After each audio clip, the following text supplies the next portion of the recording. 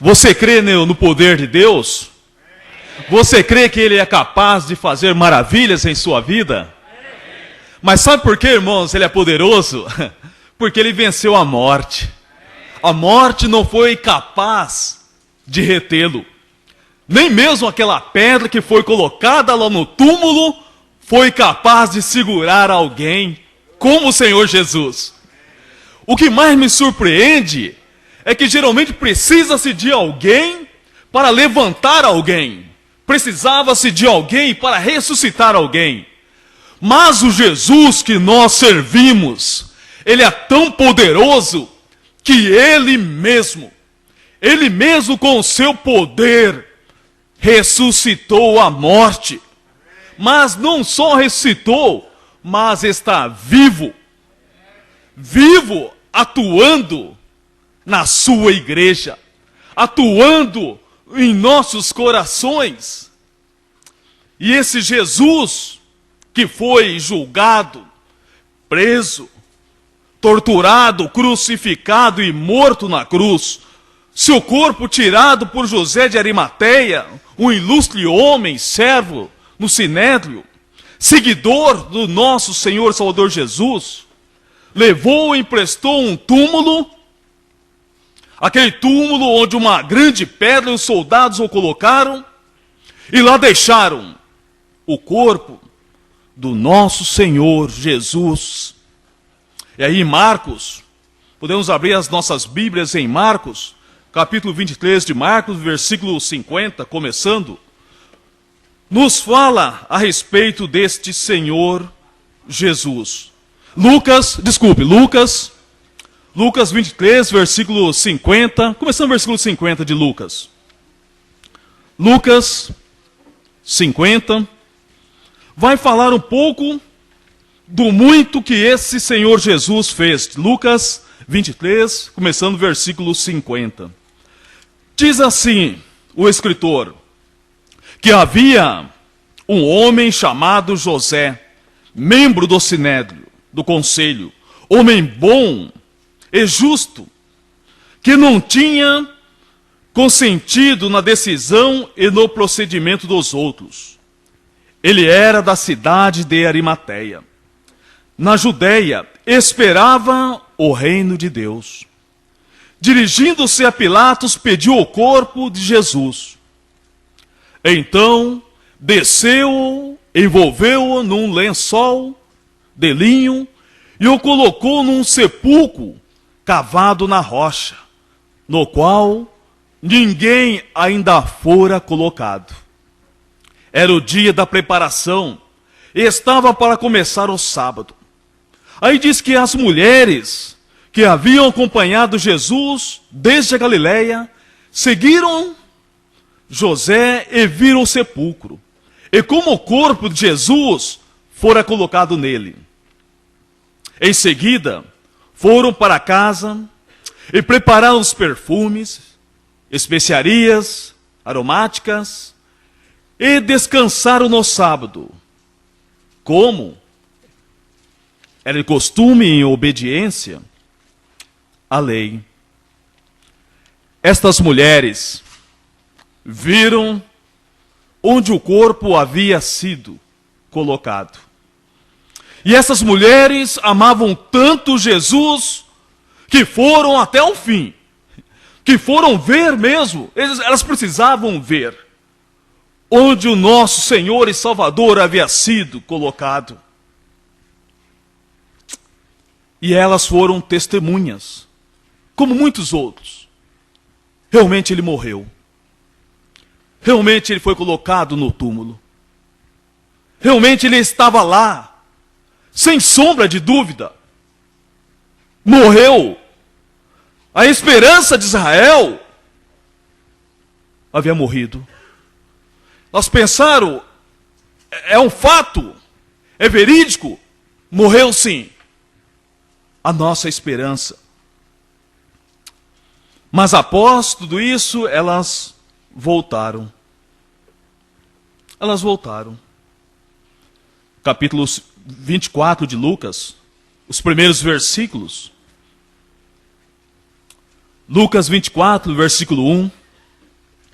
Diz que no primeiro dia da semana, de manhã bem cedo, as mulheres levaram ao sepulcro as especiarias aromáticas que haviam preparado. Encontraram removida a pedra do sepulcro. Mas quando entraram, não encontraram o corpo do Senhor Jesus. E ficaram perplexas, sem saber o que fazer. De repente, 2 homens com roupas que brilhavam como a luz do sol colocaram ao lado daquelas mulheres, amedrontadas. Elas baixaram o rosto para o chão e os homens disseram: por que vocês estão procurando entre os mortos aquele que vive? Por quê? Vocês não sabiam que os profetas haviam dito? Vocês não sabiam que o profeta havia anunciado que a morte não poderia retê-lo?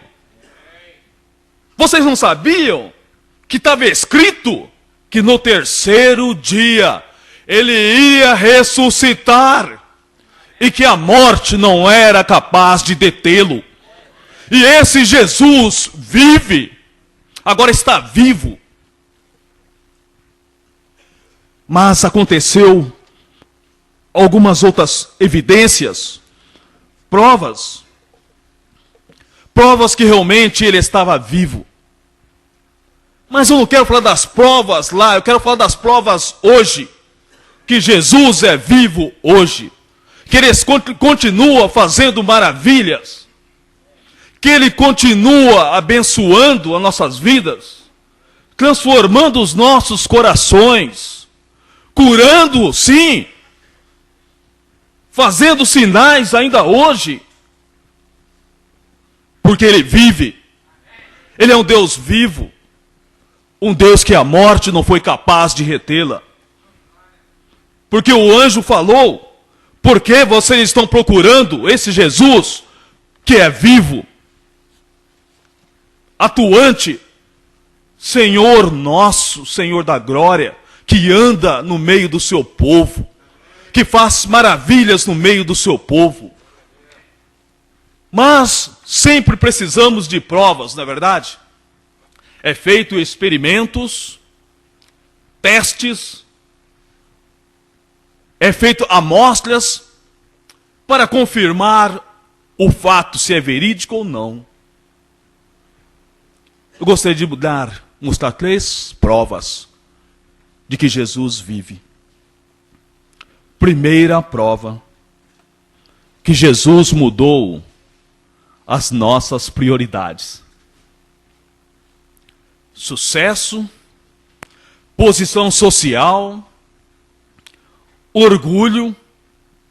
Esses eram alguns objetivos, eram algumas das prioridades que ditavam muitas vezes a minha vida e talvez a sua também. Essa era ditava. Antes da conversão, certamente nós estávamos, ou eu ou você, quem sabe, sendo consumidos pelo mundanismo. Mas quando aceitamos Jesus, quando nos convertemos ao Senhor Jesus Cristo, esses velhos hábitos, estas velhas prioridades foram esquecidas. Já não existem mais.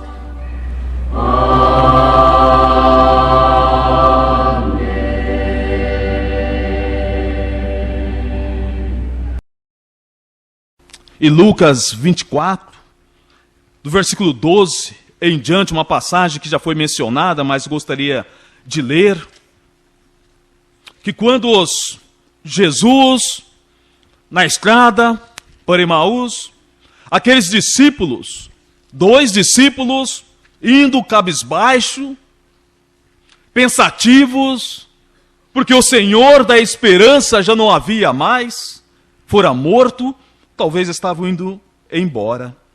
Lucas 24, versículo 12.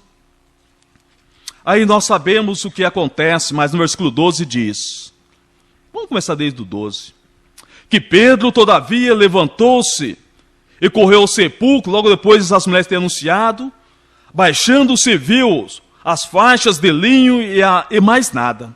Afastou-se e voltou admirado com o que acontecera. Naquele mesmo dia, 2 deles estavam indo para um povoado chamado Emaús, a 11 quilômetros de Jerusalém. No caminho, eles estavam conversando a respeito de tudo que havia acontecido. Enquanto conversavam e discutiam, o próprio Jesus, que é vivo, que estava vivo, aproximou-se e começou a caminhar com eles. Mas os olhos deles foram impedidos de reconhecê-lo. E eles lhe perguntou: sobre o que vocês estão discutindo enquanto caminham?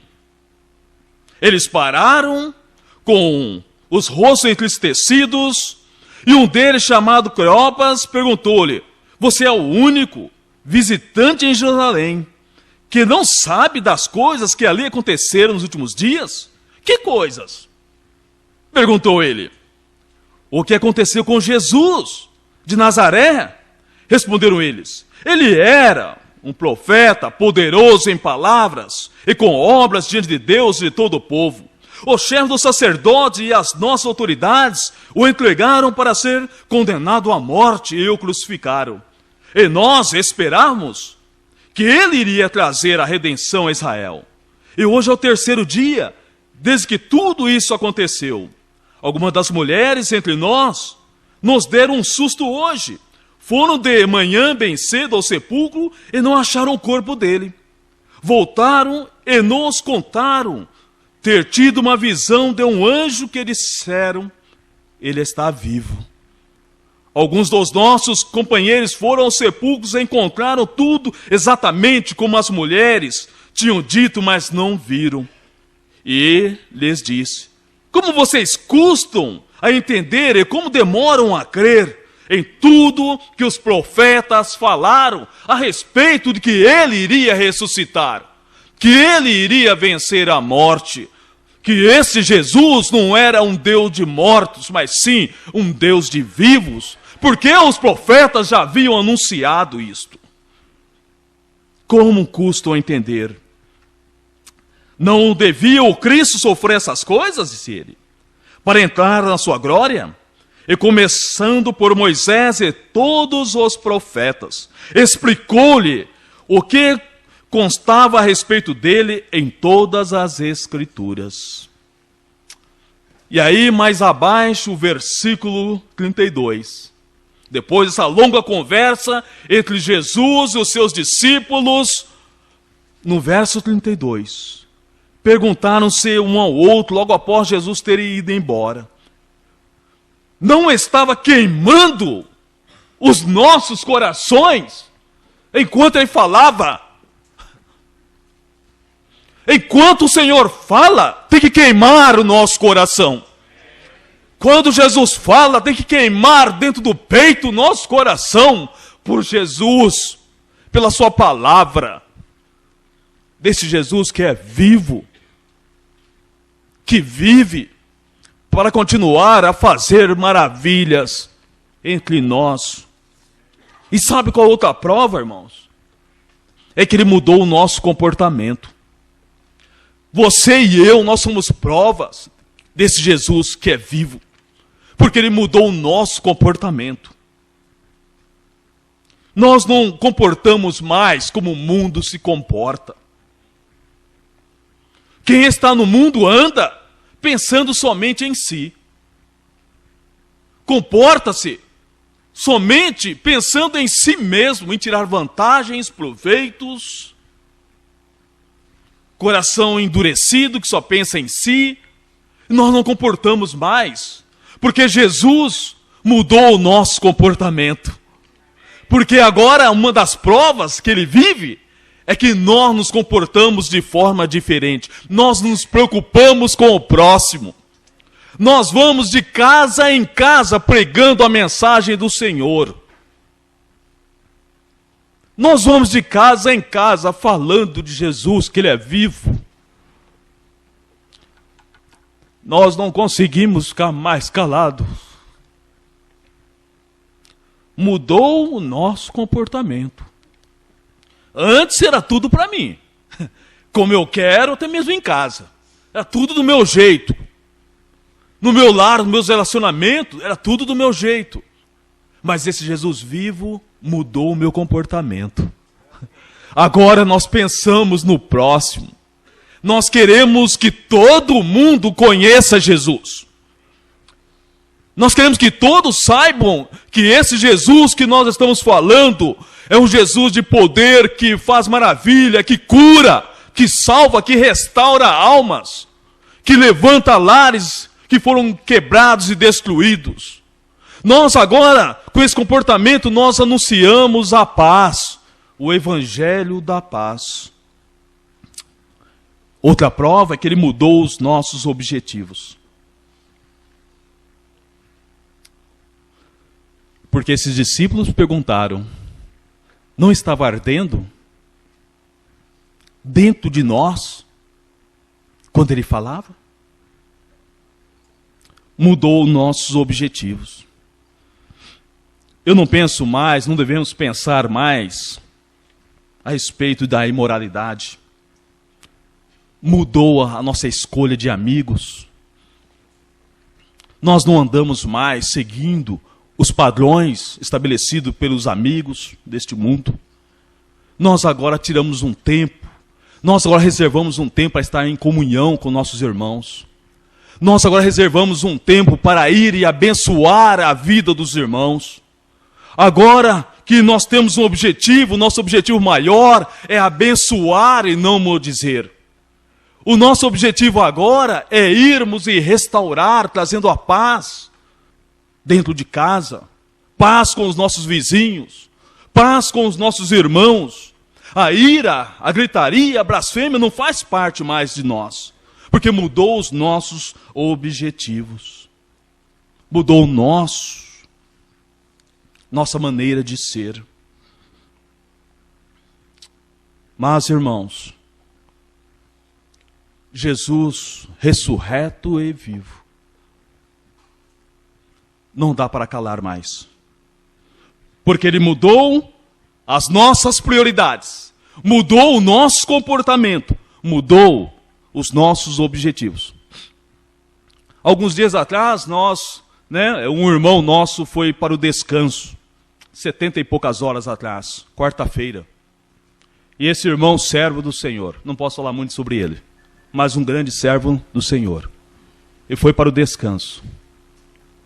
Um homem que não era nada, ele vivia testemunhando, não era nada, mas ele teve um encontro com Jesus vivo. E esse Jesus vivo mudou o seu ser. Ele falava e demonstrava que aquilo que ele tinha não era mais dele, era do Senhor e para o Senhor. E nós desfrutamos, enquanto ele estava com vida, desta bênção de ter alguém que compreendeu, que aceitou a mensagem de um Cristo vivo. O que resta para nós? Talvez é ouvir o conselho do anjo que falou às mulheres. Vá por toda parte, vá e fale que Jesus está vivo, que Jesus ressuscitou, que Jesus reina, que Ele é poderoso e vai continuar a fazer a obra na minha vida e na sua vida, porque Ele é poderoso e santo, porque nem a morte foi capaz de detê-lo. Então, irmãos, meu incentivo a todos nós, ouça o que o anjo falou, vão e fale aos outros que Jesus ressuscitou. Que Deus seja louvado.